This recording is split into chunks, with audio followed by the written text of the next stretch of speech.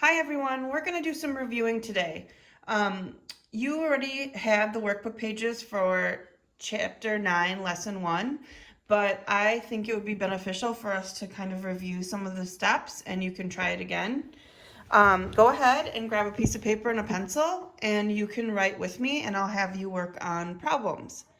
Are you ready? All right, let's go. So the first example I'm going to give you is multiplying a whole number by a decimal. So if we look at 2 times 3/10, we can break down this problem and say that really this is the same thing as 2 times 3, but it's tenths. So we should know our facts and we should know 2 times 3 is 6, but they're tenths. So in the end, we would write that as 6/10. So the answer is 6/10. And we can go back to our original problem and see that 2 times 3/10 is 6/10. So it's just a way of thinking it through. So let's try one more. Let's try 5 times 6/10. So again, this is the same thing as 5 times 6/10.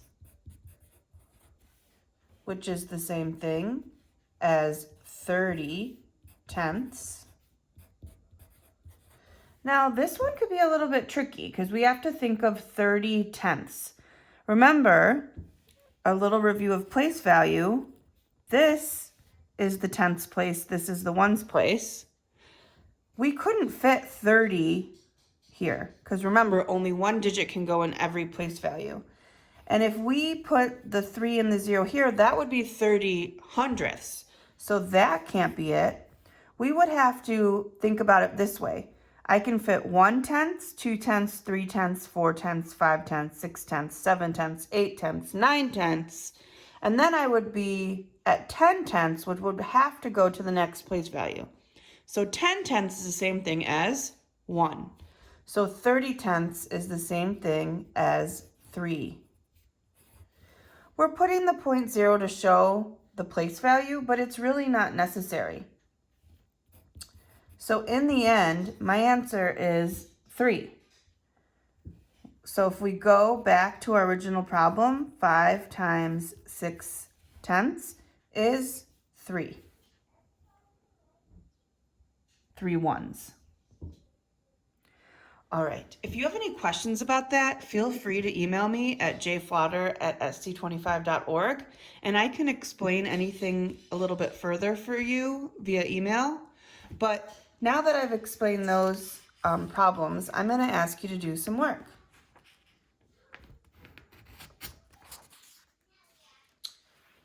So number 1, 2, 3, 4, and 5. You might not want to write all the problems down at once because you're going to need space to do it, but you can do them on your own piece of paper and post them on Seesaw when you're done. So the first one is 7 times 8/10, 10 times 4/10, 5 times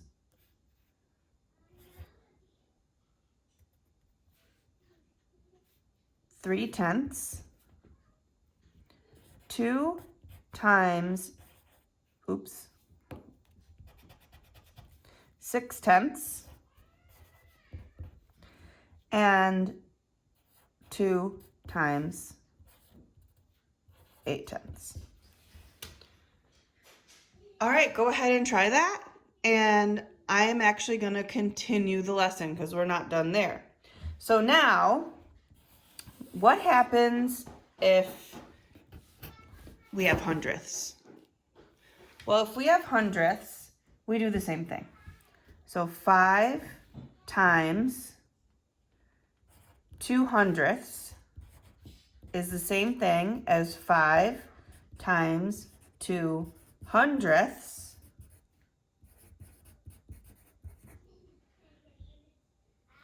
which equals 10 hundredths, which remember, we can only fit one digit in a hundredth. So back to our place value. Here's hundredths, here's tenths. If I go over 9, I'm going to have to push over to the next place value. So really 10 hundredths is the same thing as 1/10. So our answer is not hundredths, tenths. So 0.1 or 1/10. So 5 times 2 hundredths is 1/10. All right, so let's try some of those problems. 1, 7, and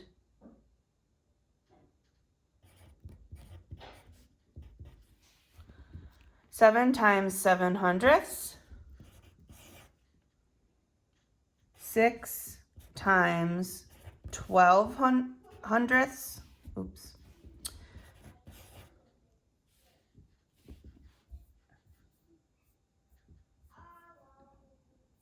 One second. Let me get some more problems. Actually, one more. We'll do 5 times 13 hundredths. All right, try those out. And you can pause whenever I have a point where you try them out so that you can do the work and then press play and listen to me again.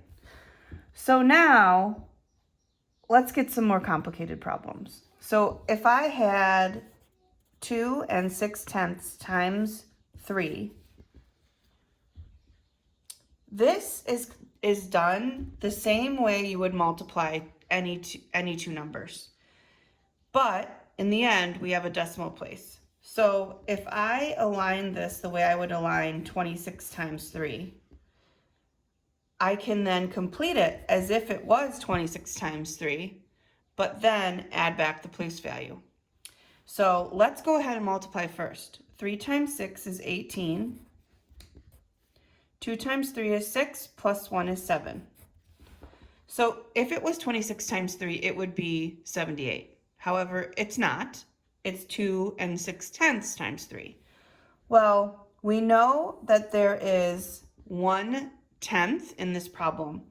2.6 has 1 decimal. 3 has no decimals. So my answer is going to have 1 decimal. And the answer is 7 8/10. All right, let's try some of those.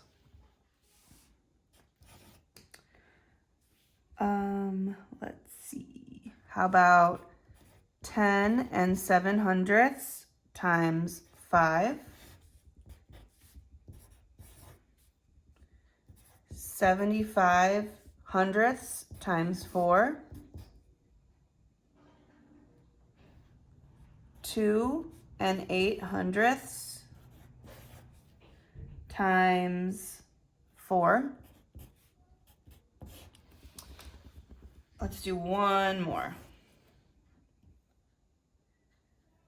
4 81 hundredths times 6.